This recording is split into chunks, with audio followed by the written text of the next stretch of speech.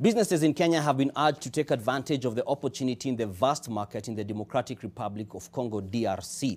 A study conducted by the East African Business Council and the German Society for International Cooperation shows East Africa accounts for only 12% of the DRC's imports, signaling untapped opportunity in the Central African economy.